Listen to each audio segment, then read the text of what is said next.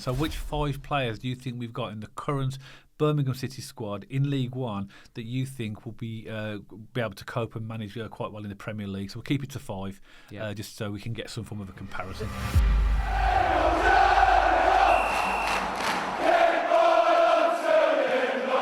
So welcome back to BCFC Royal Blue, and we're back today with another question from the fans videos. And me and Dad always like to think of different ways we can engage with you, because we see this as a podcast for the fans, from the fans. We love that open engagement and that element of community that this channel gives us. And we've split the recent post down. Dad did a community post last week. We've split that down into 2 videos, and today is the second part of that video. I don't know about you, Dad, but I really enjoyed doing those videos. And the first one that we did, I really enjoyed going through those questions. Yeah, because the questions that come in are questions that that a lot of Blues fans are thinking. Yeah. And some of the questions you go, oh yeah, I'd like to know the answer to that as well, and to think about it. So yeah, they're fantastic, aren't they? Yeah, and they the are. engagement we always get is brilliant, isn't it? No, so it's fantastic. Looking forward to this one as well now. Yeah, it's great to get the questions from people. We love meeting people at games, don't we, Dad? We get stopped a decent amount to chat, and just what we receive is nothing but compliments and positive stuff. So we love the ways to engage with people, don't we? Absolutely. So let's get into it. Dad, first question is from Subaru2. Thank you very much for your question, and thank you very much to everyone who has posted questions. And this question's based around a favourite memory or an emotion that's been triggered through a certain Blues game. So it's a big element to it, but I'll just read the red bit. So apart from the obvious, like the Carling Cup moments and the promotion moments, is there any random match or moment that sticks out in your memory as being special or made you just feel personally proud to be a Blues fan? Like the moment where you can say, this is why I love this club. Yeah, there's one in particular that I always remember, and I had to, in fact, I remembered it, and then I had to go and research it to find out which game it was, okay? And it was when we was in the Premier League, when Aliou Cisse, he lost 11 members of his family in a ferry disaster, and then when he came back, the Blues fans, we had a massive, we had colour cards in the Tilton, and actually when we put it up, created the Senegal flag, I remember, wasn't it? And there was a lot of emotion on that day, and it just felt so heartwarming that as a Blues family we were able to help him in that way, and his reaction was. In fact, I actually researched it because it was in 2002 in the Premier League against Manchester City. And then he said, after that, he said, I know the fans like me, and since the disaster, they have really taken to me in their hearts, and that has greatly touched me. They are not fans who just cheer their players on the pitch. They have shown me their warmth and compassion. I want to thank them all. They have sent me so many messages of support. That made me feel good to be a Blues fan. We were there, and I remember it. I remember the feeling inside the stadium. It was such a respectful and real heartfelt feeling for Aliou Cisse, and I thought that was such a good way that the Blues fans reflect how much we care for each other and care for our players. I think my one's going to absolutely fail in comparison to that. That's a really good one. No, yeah, I remember that, Dad, and I remember being in the Tilton and the guy of the Tannoy going, put your cards up, and we couldn't see it at the time because we were holding the cards up, but I saw it on Match of the Day. On the evening they showed it, and really, really nice moment. I'm glad you mentioned that. I must admit that slipped my memory for a minute there, but it's nice to remember these things, isn't it? Because we've had a lot of memories as Blues fans and as a Blues community. I'm sure you'll appreciate. Mine's similar in the context of it's the Premier League, and this because for this question, it's easy. It would have been easy to pick if someone asked this question, like the Carling Cup final and the Ipswich semi-final and Liverpool, but it's not about the big moments, it's about the small ones. And for me, it was our first home game against Blackburn in the Premier League, and I just remember sitting there thinking, wow, we're supporting a Premier League club. And in that game, I will never ever forget, Stern John had a header at point blank range, and I'll never forget the save that Brad Friedel made. I'll never forget it. And I think in terms of watching a save in the moment, that's one of the best saves I've ever seen in my entire life. I can't believe his brain sent a signal to him to jump at that speed. It was absolutely incredible. And it was almost like a welcome to the Premier League moment, because you knew that the standard had been risen to the top tier of English football. And I'll never forget that first game in the Premier League against Blackburn. Really special moment there. It was emotional, and there's lots of emotional moments. We think about the semi-final win against Ipswich, and the beating Millwall away in the playoffs to get to the final. But so there's lots. It'll be interesting to see what other Blues fans think about their answer to this question in terms of which games really triggered them. their memories, and put a comment below and let us know what yours are as well. So I'm sure some of the older fans might be talking, maybe not such a good memory, but the defeat to Fulham in the semi-final of the FA Cup, that was emotional. Yeah, in a really not a good way, but really good question. Yeah. I was going to say, I'm sure as Blues fans, we've got just as many euphoric, amazing memories as we have really quite down and miserable memories. But that's just the journey of football, isn't it? That's why we love football. Absolutely. So that brings on to our next question, and thank you for that. That was a great question. And this is from Oldham Blue, a popular commenter on ours. Loves the Matrix quotes in the section. So thank you very much for always engaging with us. I don't understand the Matrix quotes, but I love it. You do, don't you? I love them. Oldham Blue always gives us quotes related to the film The Matrix, and I get there and I have to say to Matt, I'm really confused because I haven't watched it, but Matt knows them all and he loves responding to them. So I love The Matrix. It's one of my favourites. The question is, I admit to being a bit frustrated so far, which may seem a little churlish. However, I believe we need to be a bit more direct at times. Get shots on target and put teams away rather than just toying with them. Or as they say in The Matrix, Morpheus, what are you waiting for? You're faster than this. Don't think you are. No, you are. Come on, stop trying to hit me and hit me. Do you think we need a better cutting edge? Well, I have thought about this, and I know that a lot of Blues fans have commented that we feel that we've referred to this before about overplaying and we're not scoring enough goals. But I looked at the league table, and at the time of recording, we scored 34 goals in 18 league games. We've got a really second best goal difference. We've got games in hand, and ideally we'd all like to see more of a direct, taking more chances of scoring more goals. But the statistics don't lie. We're doing okay, and I think that we have on occasions commented, haven't we, on post-match videos that we feel that we've over-engineered the ball and overplayed, and I think every team could be guilty of that, about not taking their chances and stuff like that. But I'm quite comfortable where we are at the moment. I mean, Jay Stansfield is the second highest goal scorer now behind Louis Barry in League One. He's got 10 goals in 13 games. 10 goals in 13 league games. Because don't forget, he wasn't with us at the start of the season, was he? Alfie May's in 5th place with 7 goals. So we got 2 players in the top 5 goal scorers. So we are scoring goals and we will get better. But I do see where the question's coming from, because I think that's based upon watching what we do and how we sort of miss those chances. But what do you think? I completely agree with Oldham Blue. I think we do need a bit more of a clinical edge, because fair enough, I completely appreciate your point about goal difference. If we win our game in hand now, it's brilliant. We do go back to top of the league. So the teams around us have dropped a few points this weekend, which is great. I say second top goal scoring difference. But if you look at the Bristol Rovers game, if you look at the Northampton game, if you look at Huddersfield at home where we won 1-0, we should have been out of sight by half time. Yeah. Especially the Bristol Rovers game, we should have been 5-0 up. So I think what this question's getting at, and I agree, when we have a purple patch, when we're on top, we're absolutely suffocating teams, high press in, we should be scoring 3, 4, 5, not 1 or 2. And I think the margin in games could just be that little bit more comfortable by us being a little bit more clinical. But we mentioned this in the previous podcast, Dad. The Jay Stansfield, Alfie May experiment didn't help there for that first half of the season. Moving Bielek to right back has just made us more stable at the back, which means we're going a little bit more direct in the attacking. So I think there has been some fine-tuning tweaks over the past 6 weeks, where we have become a lot more stable at the back and allowed us to be a little bit more ruthless and a bit more direct moving forward. So I think everything's coming together. New manager, new team.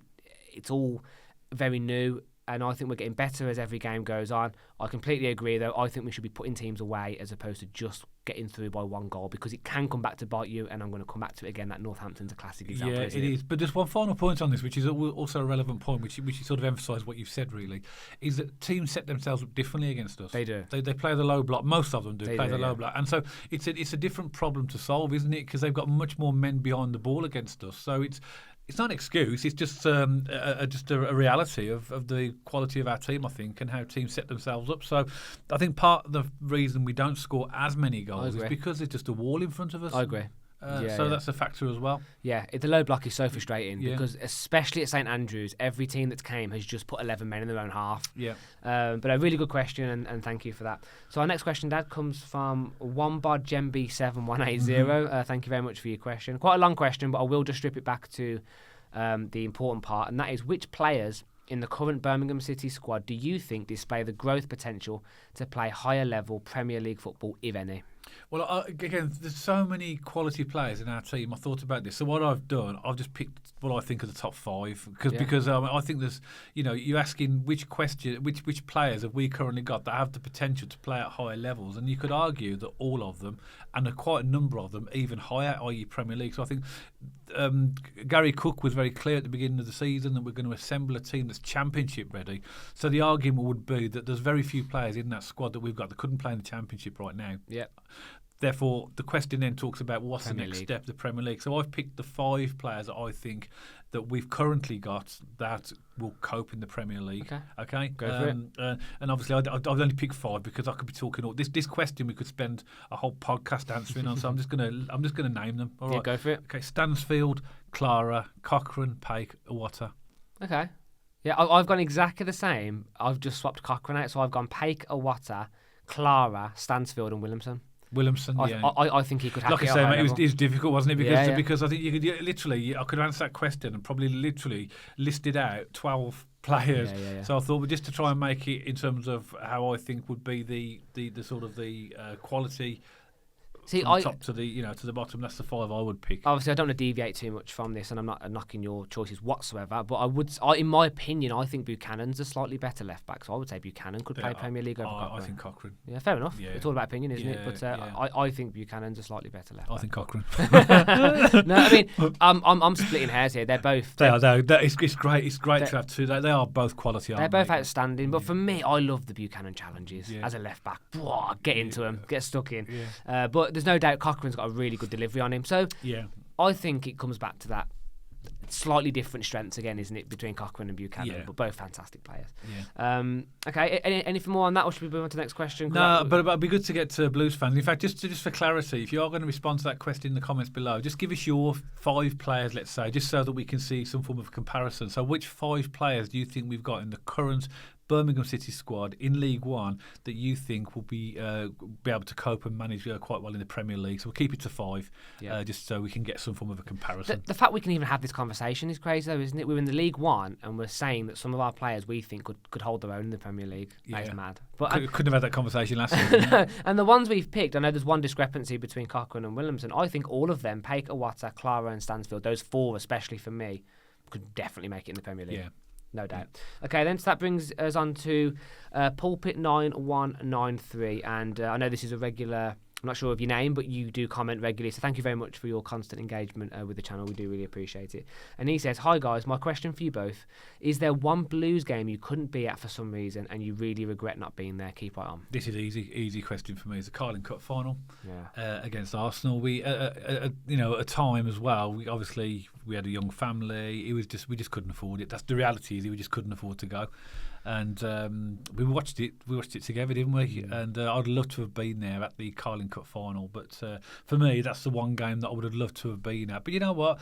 We know the reality that football's expensive. We know that there's lots of Birmingham City supporters that can't go to games at the moment because it's expensive. And we do understand that position. And we were in that position at that time. And it's just we see all the memories. It's just that the defining moment, isn't it? You support your football club and you want to be there for those moments, don't you, when you actually are successful. And let's be honest, at Birmingham City they've been few and far between, haven't they, over recent years. But it's not a regret, because I can't regret something I couldn't do. I think that's the game that I would have liked to have been at. But what about yourself, Matt? But to be honest, Dad, I think that's a really good point and question, and a valid response that you've made, because I think a lot of Blues fans have missed games over the years because they arguably couldn't afford it, or maybe they had commitments going on. I've got a 5-year-old and a 3.5-year-old now, so I've got life commitments, raising a young family and all these different things. So money is tight, and I'm sure there's a lot of fans that appreciate the comment about just being open that at that time it wasn't affordable to go. And it's sad, but that is often sometimes the reality of football, isn't it? But we still love our football club. We still watch it on the telly. We still follow and all these things. But I remember during secondary school, Dad, remember when you started allowing me to go to a couple of away games with my friends because you realised that the coach was really safe, took you to the stadium, all these different things. So I had a couple of games back around then. We went to a lot. We went to Liverpool away. We went to Villa away. We did quite a lot. Me and my friends went to Tottenham away. We won't mention that one. No, well, we will, because I was actually in one of the corporate boxes at White Hart Lane with people that had obviously allowed me to do that. I didn't know that Matt was actually in the way end. How old were you at the time, be honest? 14. About 14, but he hadn't told me he'd gone with his friends, and then found out subsequently he was literally not right next to me. I was in one of the boxes, but so we had a little conversation about that when you got home, didn't you? Yeah, it's funny being an adult and a child. Obviously, you were very upset, and Mum were very upset, but it all worked out for the best. And actually, that, believe it or not, that worked out then to me actually going to some, because you realised how safe it was. Anyway, all happened for a reason. But there was one game during the 03-04 season, Dad, where all my friends had gone to Newcastle away. Oh, yeah. And I just came down with a bug. I was all over the place. I couldn't make it. And we won 1-0 at St. James's Park away. David Dunn scored in the 60th minute, I think. Oh. And then all my friends were texting me going, "Oh, you need to come to Newcastle." So that's a big one I'll never forget, because I got FOMO. You know, I felt like I just missed out on a really big event there. So that's a big one for me, including the Carling Cup final as well, Dad. But yeah, good question that, isn't it? Because I'm sure there's some games a lot of Blues fans have missed, and you thought, "Oh, why I couldn't have made that," which is gutting. Okay, but last question, Dad, is from Donna, Keep White on 82. Again, Donna, I know you're a regular contributor to the channel, so thank you very much and appreciate your comment and kind words. A little bit of a longer one, but I think I do need to get this one in because it sort of sets the context around it. So, love the channel, looking out for you at games, say hello, love the Blues, love the trajectory we're on. I feel this is the league, that this league is swear word refereeing. I feel that because there are so many changes in the team are still trying to find their fit. We should have been up 5-0 yesterday, with reference in the Bristol Rovers game. We need to be sharper on the attack. Is this pace? Are we outpaced at times? We do need to push forward. I'm willing like May to shoot, but he slows down, then the defence catches up. Don't get me wrong, I'm far from complaining. I have faith in each and every squad player, but it's like the confidence to take the keeper on is lacking at times. So the question is around, are we outpaced at times? Should we be taking more shots at the keepers, that kind of thing? Yeah. Thanks very much for the question, Donna. I think the answer is yes, we are, and I think we always will be, because there's pacey players in every league, in every team. And it's how we cope with them as well. So I think this is a sort of a two-part answer. Is pace at the back and pace going forward. I think we do lack pace at the back. So I think we have been caught out at the back a few times where fast players have outpaced our centre halves. But I think that's better now that the change of shape that we've got, where we brought in Ben Davies and put Bielek to right back. It helps to cope with. We cut out the players before they allowed to run. Up front, I do think we have got pace. I prefer Stano out on the left where he's playing. I think he was better used there than a number 9, because in a number 9 he didn't have the room to run. Whereas on the width now he has got pace. So we've seen pace up front. But as always, we could always be selfish and say, well, we could do with more pace, couldn't we? Yeah. Alfie May ain't the fastest, but what I like about him, he's a nuisance. His energy. He's a nuisance, you know. He's like they can't, you know. He has got a little bit of pace, but it's more to do with his position and the way he suffocates teams and stuff. Yeah, intelligence. That's a good way of putting it. So I think pace, we could do with more pace, but I don't think that's the only thing that makes a good forward line. I think what we've got is good. So. I look at Stansfield. I think Stansfield's got pace. Definitely Alfie is busy. He's nippy. He's busy. And then we've got players that haven't got pace, but there to provide a different problem to teams. Like you've got your Yuki and you've got your Lyndon Dykes that are not pacey, but they're there to be physical and be a nuisance and stuff like that. So I think we've got a good mix up front. So I think that, we do lack pace in certain parts, but not to the detriment of the overall squad because of what else we've got. Well, you can't have pace in every single position. That'd be crazy, because then you'd have to sacrifice other qualities, wouldn't you? Like Clara is slow, Bielek is slow, but would you take out their aerial domination and the way they just completely just dominate games? You wouldn't, would you? But I think this is a really good question, actually. And I don't think we lack pace in the context of fast players' legs. I think we lack pace in shifting the ball. We sometimes shift the ball too slowly. Tempo. Yeah, for me, this question's more about keeping the ball moving quickly, because we've seen it time and time again. When we adapt to other teams' strategies, we get sloppy, we don't go at teams as quickly, we don't look as dangerous. When we move the ball quickly and we do go a little bit more direct, we look like hammering teams. So for me, pace is important. I take your point about Stansfield as well, Dad. I think he's really fast when he gets going. Alfie May's nippy. Kesh Anderson's quite quick as well when he gets going on the wing. Scott Wright's and really Yokoyama as well. So there is pace in that team. So for me, exactly. So I think we have pace. It's the tempo we move the ball is more important than this. So because that does lead into this. So Donna's mentioned about pace and being sharper on the attack. When we move the ball quickly, we do look sharper on the attack. And I think that's really, really important for me, is that we need to keep moving that ball quickly, especially at home, because sometimes we adapt, don't we, to the low block. We adapt to it. And when we do pass the ball slowly, it does kill the momentum of the attack. I've seen it a couple of times this season where we've kind of been on the counter-attack or we've caught a team on the press and we've just moved the ball that a little bit slow and the chance goes. Yeah. And you think, if you moved that ball that a little bit quicker, we'd have been in there. But for me, that comes down to this. And as you say, Donna, we have very faith in this team. I think we're absolutely amazed about what we're seeing this season. But I completely agree as well. Let's start testing these keepers and taking more shots on sight. That's a big thing for me because we've seen it now. We've scored from a few corners when we swing it directly in. Buchanan there on the edge of the box. We saw Stano score at the back, so swinging in corners, shooting on sight. Things can happen when you just get the ball in the box and shoot. So for me, a big one there that I would like in the second half of the season to see us testing keepers a little bit more.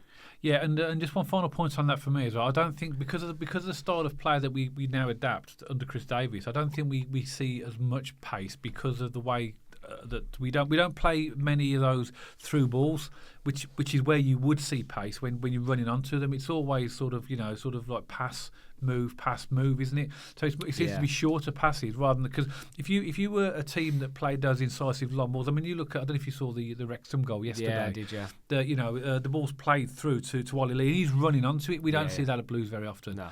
As a more sort of pass. And we have seen some like goals from the edge of the box from people like Water. So we do score different types and style of goals, but I don't think we have the opportunity to see enough pace in our team because of the way that we pass the ball around. I tell you who are really good at it is Peterborough. They're really good at going down the wings. Poku and exploiting a little bit of space. Mothersville as well, isn't it? Exactly. They've got really pacey players, so they're really good at exploiting this gap on the wings. There are teams that are really good at it. That isn't one of Blues' strengths, I would say. We're not that kind of team. We're a possession-based team now who just keep hold of the ball and grind you down. What's it called? Smashing the rock, as Chris Davies says. Yeah. But I would like to see a little bit more, as I say, going at keepers, going at teams and just killing them off. Yeah. We should have been 5-0 up against Bristol Rovers. That seems to be the mantra this season. Kill them off. Kill them off. Because I think it's clear that we've obviously been a little bit tight in games when we could have been more comfortable. I think that's where Blues fans are actually coming from, to be honest. It's not criticising the way we're playing, the winning goals, scoring, getting points and stuff like that. It's more to do with the fact that we just don't sort of make our games comfortable. Yeah. We're always on the edge, aren't we? 100%. And games are a lot tighter than they need to be if we can start finishing our chances off. I've seen a couple of games this season where you think, they're going to get back into this if we don't, and we've let them back in. And you think, man, we should have just killed it off when we can. And I think a lot of Blues fans, if they're being purely objective and taking emotion out of it, they won't complain with what they're seeing this season. If we win our game in hand, we go top. Our goal difference is the second highest.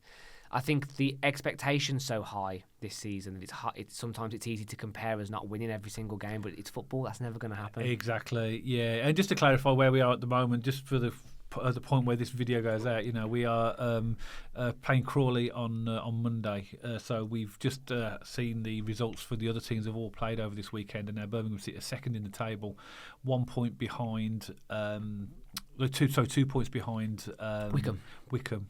With a game in hand, 2 games in hand now, and 3 games in hand with on Wrexham, who are on the same points. So if we beat Crawley on Monday, then we'll be top over Christmas, which would be a nice place to be, won't it? On that note as well, because the season's starting to settling down, I think Huddersfield are going to nab one of those second. They're firing on all cylinders, aren't they? They're coming good. I see. And this is one final point. Really, it's not really related to this question, but you do see a lot of reaction to other results, and I'm the same. I'm looking at other results as well. Of course we are, but I'm just thinking, you know what? If we take care of our own business, we'll be fine. Yeah. And that's all because teams are going to win games. There's no point in panicking when other teams win games, because teams will win games, teams will lose games, teams will drop points. But we just literally got to look after ourselves. And I think I put a post out on X the other day. The only thing that could stop us winning this league is ourselves. Yeah. Did well, that didn't it? Got quite a lot of engagement, which was nice to see. Clearly it resonated with fans. Yeah.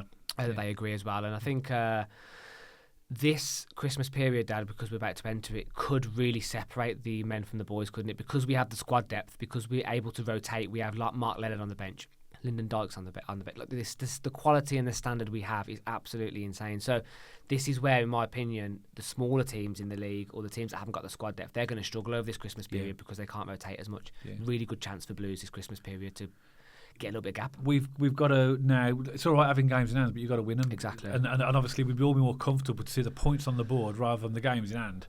Because you can't just look at like 3 games in hand and think, oh, that's 9 points we've got, because it doesn't work that way, does it? No. So it's a case of like, pressing that advantage now that we take the most of those games in hand, and then get ourselves to the top of the league, and then just keep going. Yeah, keep going. Absolutely. Because before we know it, the season will be finished, and we'll be reflecting on that then, won't we? Hopefully in the Championship. But as always, Birmingham City supporters, we'd love to hear from you. Please let us know your thoughts and comments in the section below. I think you'll agree there were some absolutely outstanding questions there, and there were on the previous video as well. So we really appreciate you engaging with the channel as always, and putting on that community post your thoughts and your questions. And please let us know some of your answers to those questions. I think you'll agree there's some great ones in there.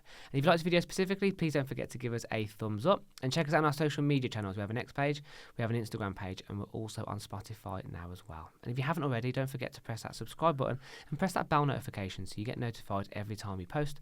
And myself and Dad will see you on the next video all about Birmingham City.